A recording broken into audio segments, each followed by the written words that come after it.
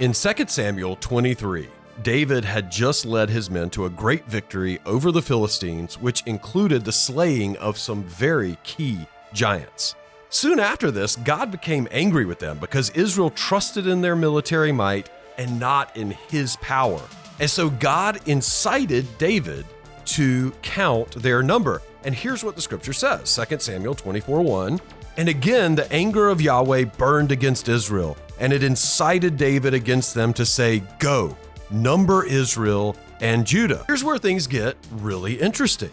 The exact same events are recorded in 1 Chronicles. And the scripture there says, instead of saying the anger of the Lord or the anger of Yahweh, it says, then Satan stood up against Israel and incited David to number Israel. So as it appears, at face value, we have a problem. Mm-hmm. Either the Bible directly contradicts itself here, or God is in fact Satan because they're used interchangeably, or something else is going on. Yeah. Grant, can you help us? Yeah, absolutely. Yeah. It's all, yeah. I was getting, anyway, you can keep all of that in if you want to. Yeah, I will. It's almost like we're doing a playlist that explains all these contradictions and confusions by saying Yes. the same thing we've said in every episode. The word Satan isn't a name or a being. It's just In the Old Testament. Yeah, in the Old Testament. It's just a word that means adversary. Right. Right. And so when we understand that the word Satan, whether it's ha-Satan, the Satan, or it's just a Satan, a Satan, it means the adversary or an adversary, this problem just dissolves. Right. And we'll compare some of this to the last episode when the angel of the Lord plays the role as the adversary to help us sort of understand what's going on here. This is a continuing theme. But David is being incited by the anger of Yahweh and by an adversary, right? Both of those things playing the same role against Israel. And so we're gonna walk that out in today's episode. All right. So today, Grant Forrester and I are going to look at this seeming contradiction in 1 Chronicles and 2 Samuel. But by the end of the day, I think we will have made sense of it for you. I'm Kevin Laymon, and this is Veiled Kingdoms. Let's get ready to pierce the veil.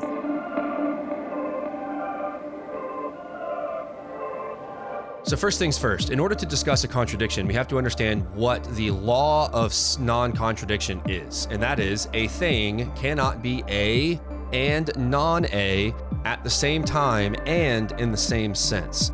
One of the biggest pet peeves of mine as an apologist is when I see people using contradiction all the time and they don't really know what the definition of one is. They go, well, it says it at the same time. And I'm like, yes, not in the same sense. Very different. And so if I was sitting here and we're recording an episode and I seem really distracted and I was like, yeah, I'm just not here this morning. And you go, idiot, you're sitting in the chair, I can see you, right? Not what I'm talking about, right? So same time, not in the same sense. Okay, and so that's very important. So what we do have here, 1 Chronicles and 2 Samuel, is something happening at the same time. It's the same story, God on one hand, Satan on the other, supposedly, but what we're going to show you is that it's not in the same sense. That word is not Satan, the proper name, the Nahash, the devil, the most evil rebel. Like, that's not what's happening. So as let me summarize the story to sort of set the stage. David and his mighty men go out, they kill a bunch of giants. Actually, it's the four brothers of Goliath, Yes. which is a whole other thing. Yep. But they kill the four brothers of Goliath and a bunch of other Philistines. They come back and David is just winning one victory after another, after another, after another, after another. And you can imagine that Israel begins to trust in David, the mighty men, and his military, instead of the power of God, which had put them in that position anyway. That's what Yahweh sees, is the heart of the people turning to the military instead of turning to him. It says that his anger burned against Israel. A lot of the times we read the story wrong and we say God's angry at David.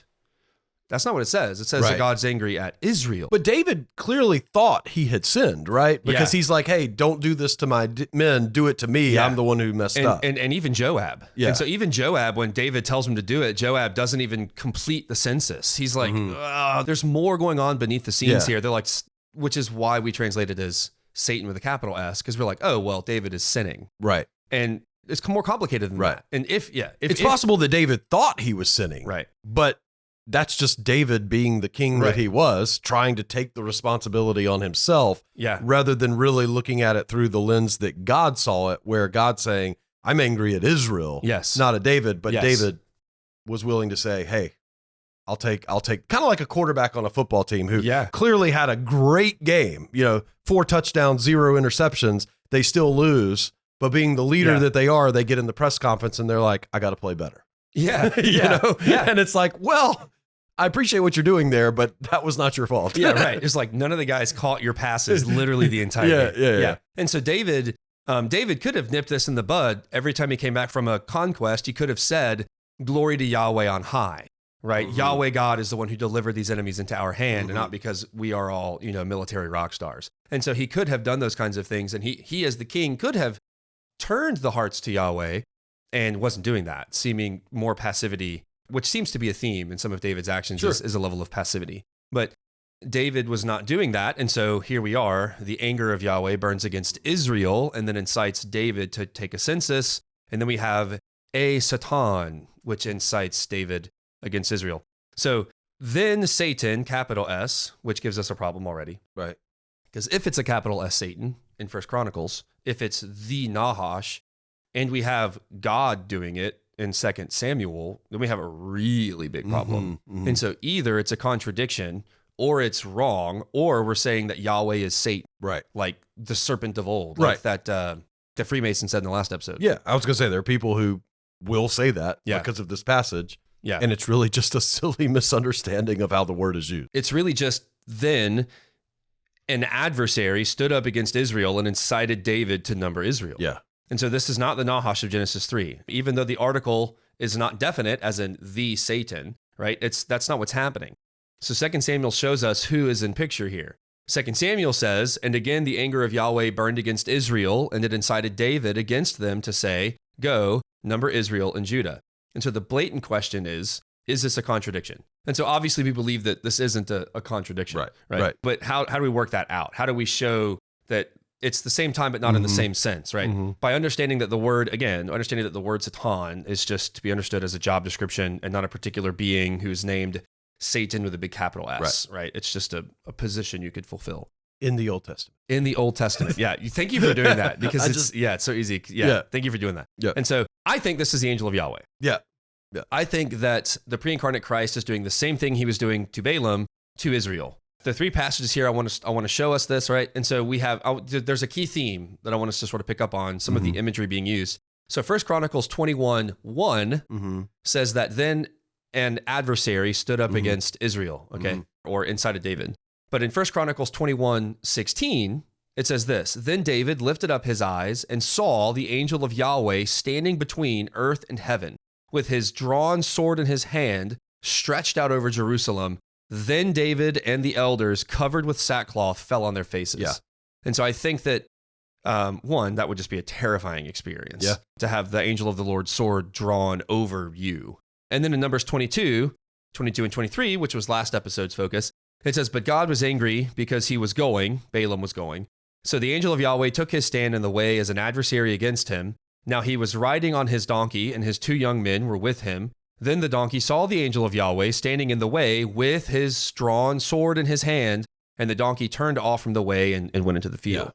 And then the last one is Joshua 5:13. You want to take that one? Sure. Now it happened when Joshua was by Jericho that he lifted up his eyes and looked, and behold, a man was standing opposite him with his sword drawn in hand. And Joshua went to him and said to him, are you for us or for our adversaries? Yeah. Now, adversaries in that passage isn't the word Satan. Right. It's in Joshua's question. Yeah. It's another Hebrew word for Satan, but drawing.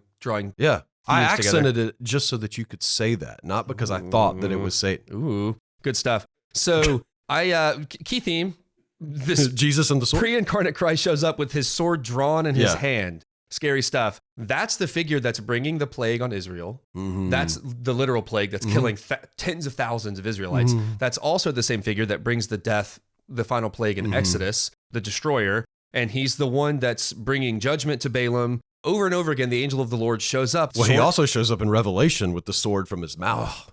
So the sword is always connected to, or often connected to the angel of the Lord. Yeah. So the theme here, I'm arguing the same thing that was happening in Numbers 22 with Balaam is the same thing that's happening here in 2 Samuel 24 and 1 Chronicles 21, that the angel of Yahweh is present as an adversary against Israel.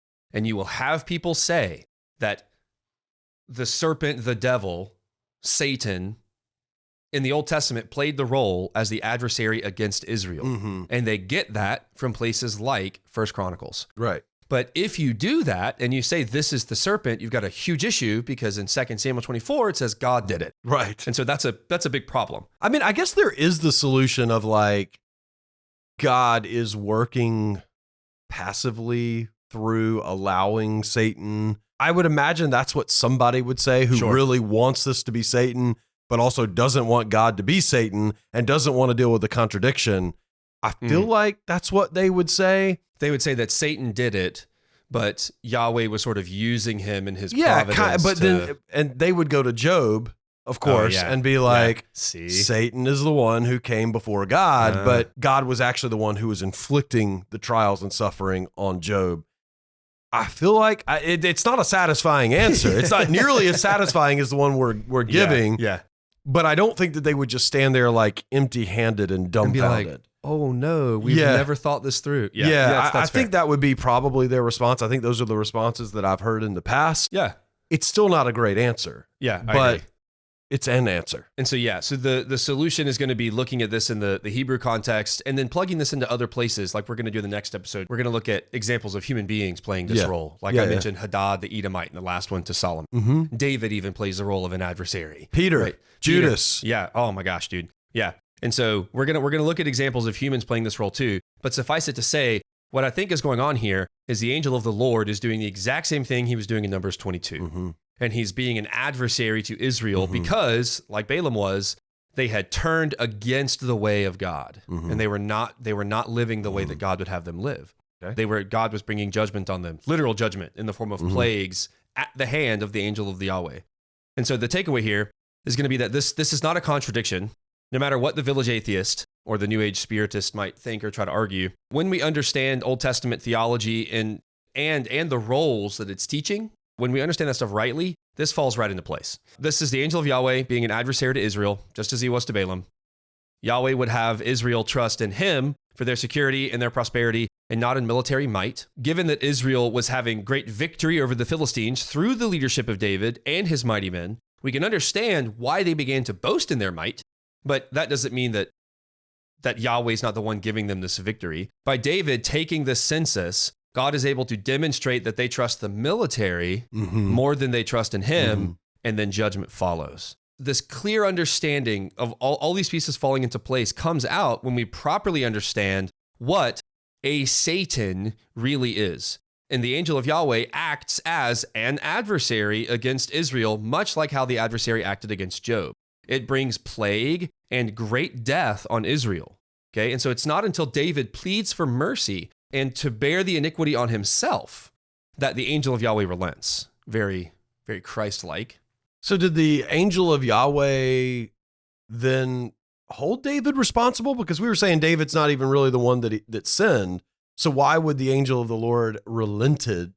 So David would have been guilty of doing the same thing. So all of Israel. So David was guilty of his own part of glorifying the military. It's like we win together or we lose together type of thing. And him being the leader of the military, it's ultimately on him. Yeah. But he's not really the guy who carried it out. Yeah. Okay. Yeah. And so then he plays this Christ-like role and he says, this is my fault. And ultimately it is. Not all his fault, but he's the one that could have turned the people's hearts at any moment. He could have said, it's not about the military and me, it's about Yahweh providing these victories for us. Okay. And then he pleads for mercy and he says, it's me. And then the angel of Yahweh relents, which is also very Christ-like, that Christ forgoes the punishment for repentance. Sure. The Old Testament adversary's job is to stand against someone or some people when they are at odds with God. Right. Yeah. And we will see this fleshed out even more in the very next episode where we see human beings taking on